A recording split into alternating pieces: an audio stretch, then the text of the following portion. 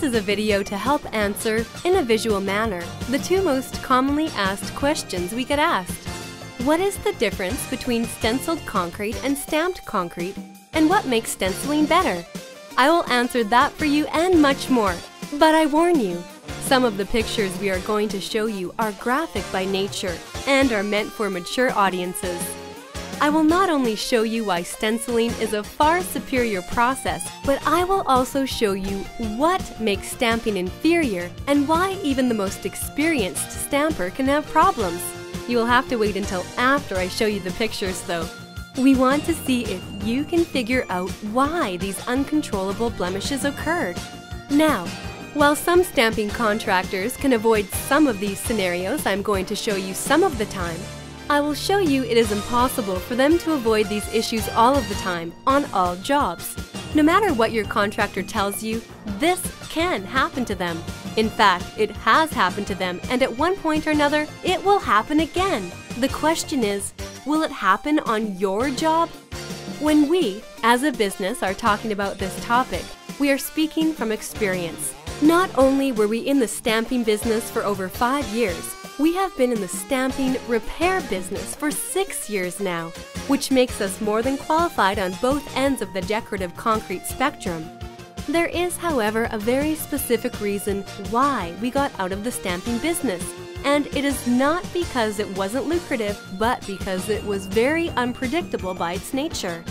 Now, don't get us wrong. There are qualified stamped concrete contractors that take the necessary precautions and have the tools and knowledge to minimize these bad scenarios.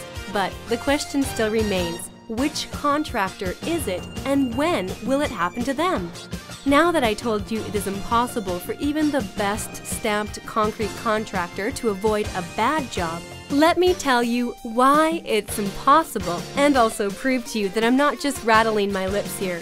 What I'm going to show you first is a group of pictures of a beautiful stamp job followed by a bad stamp job.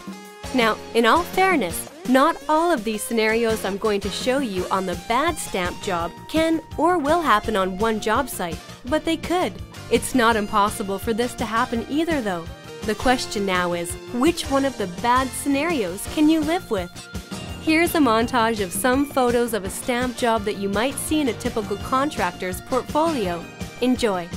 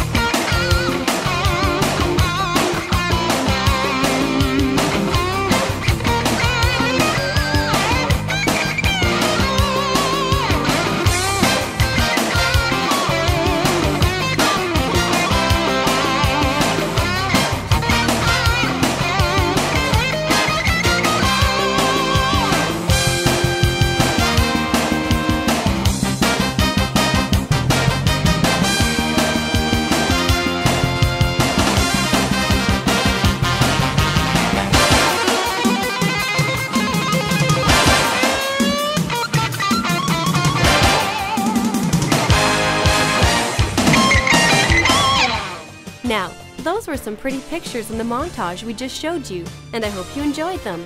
Unfortunately, I can't say that about the next set of pictures of bad stamping scenarios you are about to see. The following is not for the squeamish or faint of heart. If this is you, please turn your head now, as these pictures we are about to show you is what could happen to you should you decide to go the stamped concrete route. Here it is.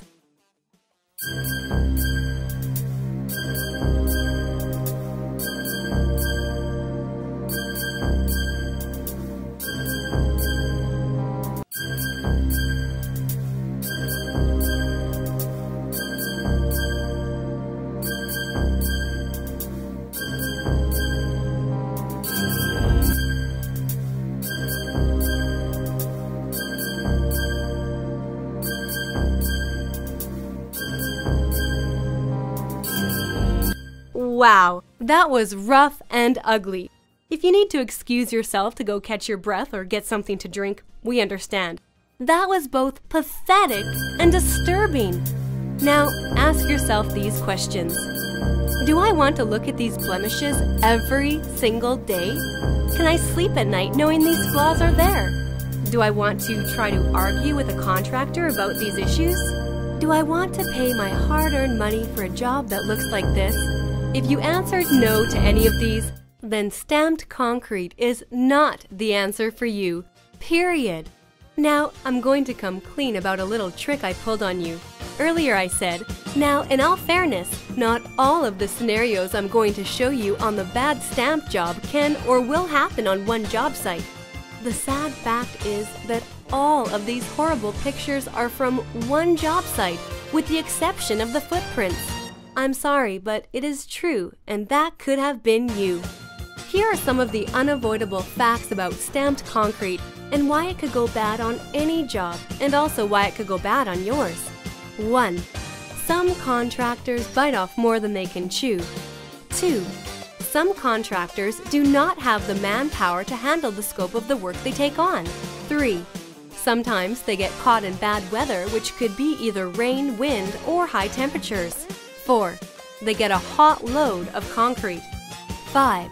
They had inconsistent colors mixed at dispatch. Or worse, all of the above. This bad job could have happened to you.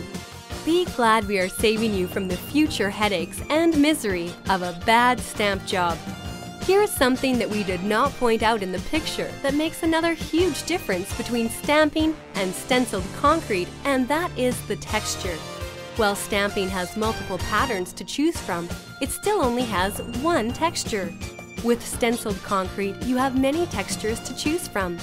They range from very aggressive to semi-aggressive, which also makes stenciled concrete safer to walk on. This should be taken into serious consideration, especially if you have children or elderly individuals who will be walking or playing on your project. Now, let's talk about stenciled concrete and why these above scenarios are irrelevant in this process. First, the crew size.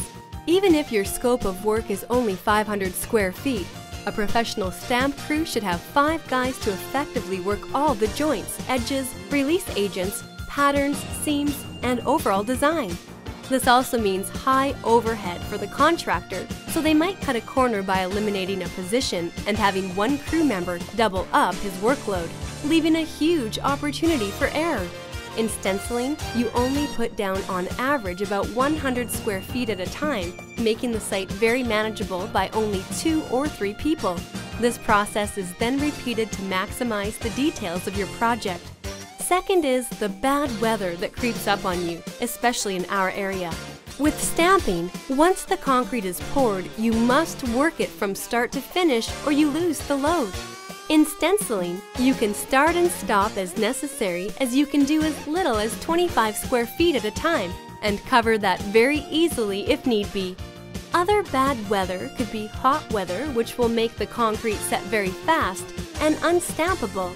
With stenciling, even in 90-degree plus weather, heat is a non-factor, as again, we can control how much we put down at a time, whereas in concrete, you have to pour what came in the truck. Third, the hot load, which simply means the concrete has been sitting longer than it should have in the truck, or the temperature outside is hot, or worse, both. The concrete could sit too long in a truck for multiple reasons, such as the driver getting lost coming to the job site, or the driver was stuck in traffic. These are both unavoidable scenarios, and they could happen to you. With stenciled concrete, we are not pouring the concrete. We are going over the existing concrete. So, even if your concrete was aesthetically poor, we will be going over it, ridding all of the blemishes. The last scenario in our example is a bad color mix. This is when 2 loads do not have the same ratio of color added to the concrete, and one pour will inevitably be darker than the other. Even worse, this will typically be right on a joint line, making it more noticeable. With stenciled concrete, we mix our batches on site every time. We also add our second and third colors to highlight the job itself, giving you a more natural look. The bottom line is this: stenciled concrete is better because it is much more predictable in its final outcome. The crew size, weather, concrete mixes, and only one available texture in stamping are, in my opinion, too risky when spending your hard-earned money. These are all bad scenarios that could happen to you and are sometimes unavoidable. At the end of this video, I will show you a chart to show you some other things to take into serious consideration when choosing between stamping and stenciled concrete. Now that you're educated as to the differences between stamping and stenciling, and you have seen what could happen to you, and you're ready to make an informed and intelligent decision, let me show you a few other recognizable names that have made the same informed decision to use our proven techniques and products.